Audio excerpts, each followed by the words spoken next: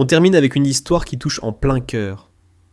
Voici Ber, une Akita de 11 ans, une compagne fidèle qui a partagé des années de vie avec son propriétaire, Ivan.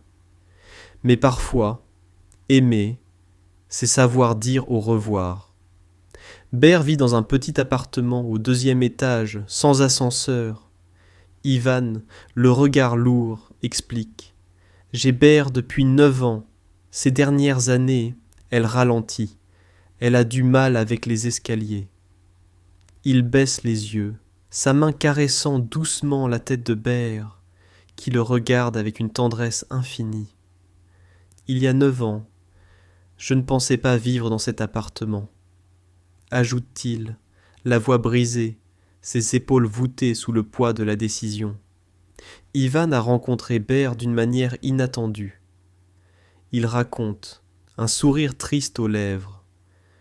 J'étais à Hastings, je prenais un café. Une famille y avait Ber, il ne pouvait plus la garder. Je suis rentré avec elle.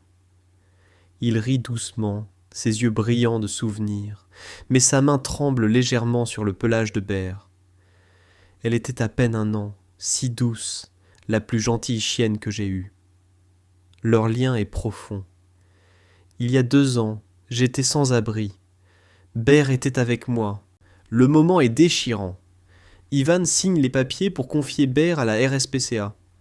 Anthony, compatissant, dit « C'est dur, mais c'est ce qu'il y a de mieux pour elle. » Ivan hoche la tête, les larmes aux yeux, et murmure « Si elle peut avoir quelques années dans une maison avec un jardin, une vie facile. » Ber arrive au centre animalier, mais elle lutte. Phil Morrison, un soignant, remarque. Elle avait du mal en chenil. Elle ne mangeait pas. Elle semblait déprimée. Il s'accroupit près d'elle, sa voix douce, alors qu'il lui offre une friandise. « J'ai décidé de l'accueillir chez moi, » dit-il, un sourire chaleureux éclairant son visage. Chez Phil, Ber retrouve son appétit et un nouvel ami, Minnie, un chihuahua rescapé. Phil rit. Minnie court comme une folle. Ber trottine tranquillement. On voit Ber marcher doucement dans un parc, Minnie bondissant autour d'elle. Parfois, elle joue avec Minnie, mais elle aime surtout dormir, ajoute Phil, caressant Ber, qui s'allonge dans l'herbe, apaisé. Puis, une nouvelle incroyable arrive. Tracy et David Kenny, un couple, repèrent Ber à la télévision. Tracy, émue, partage.